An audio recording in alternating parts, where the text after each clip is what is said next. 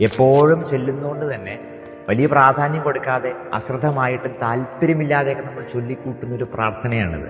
വിശുദ്ധ അഗസ്ത്യൻ പറയുന്നുണ്ട്, ഭക്തിപൂർവ്വം നമ്മൾ സ്വർഗസ്ഥനായ പിതാവേ എന്ന പ്രാർത്ഥന ചൊല്ലുമ്പോഴെല്ലാം നമ്മുടെ ലഘുപാപങ്ങൾ പോലും ക്ഷമിക്കപ്പെടുന്നു എന്നുള്ളതാണ്. ഇന്നത്തെ സുവിശേഷത്തിൽ ശിഷ്യന്മാർ ഞങ്ങളെയും പ്രാർത്ഥിക്കാൻ പഠിപ്പിക്കുക എന്ന് ഈശോട് പറയുമ്പോൾ ഈശോ പഠിപ്പിക്കുന്ന പ്രാർത്ഥനയാണിത്.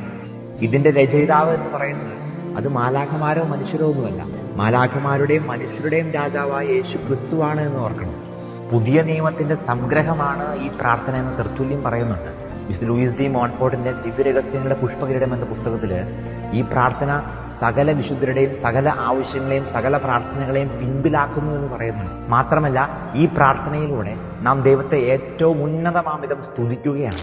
സകല മാനുഷിക പരിമിതികളുമുള്ള നാം സ്വയം രൂപകൽപ്പന ചെയ്ത മറ്റെല്ലാ പ്രാർത്ഥനകളെക്കാളും ഈ പ്രാർത്ഥന സ്വർഗസ്ഥനായ പിതാവ് ശ്രവിക്കും എന്നുള്ളതാണ് നമ്മുടെ വിശ്വാസം. നിർഭാഗ്യവശാൽ നമ്മളെല്ലാവരും മനുഷ്യരെഴുതി ഉണ്ടാക്കിയ മറ്റു പ്രാർത്ഥനകളുടെയും പുസ്തകങ്ങളുടെയും പുറകെ പോകുമ്പോൾ ഈ സ്വർഗസ്ഥനായ പിതാവ് എന്ന ദൈവം നേരിട്ട് തന്ന ഈ പ്രാർത്ഥന പലപ്പോഴും വിസ്മരിക്കപ്പെടുന്നത് ഏറ്റവും വലിയ ഗുരുതരമായ ഒരു പ്രലോഭനമാണ്. ശുദ്ധജലത്തെ നിരാകരിച്ച് മലിനജലത്തെ സ്വീകരിക്കുന്ന ഒരവസ്ഥയാണിത്. അതുകൊണ്ട് ദൈവത്തിന്റെ ഹൃദയത്തെ സ്പർശിക്കുന്ന ഈ മനോഹരമായ പ്രാർത്ഥന ആവർത്തിച്ചു ചൊല്ലുവാനും ഭക്തിപൂർവ്വം അർപ്പിക്കുവാനും നമുക്ക് സാധിക്കട്ടെ. ഈ ഒരു ചിന്തയോടെ ഈശോ പഠിപ്പിച്ച ഈ മനോഹരമായ പ്രാർത്ഥന നമുക്ക് ചൊല്ലാം. സ്വർഗസ്ഥനായ ഞങ്ങളുടെ പിതാവേ.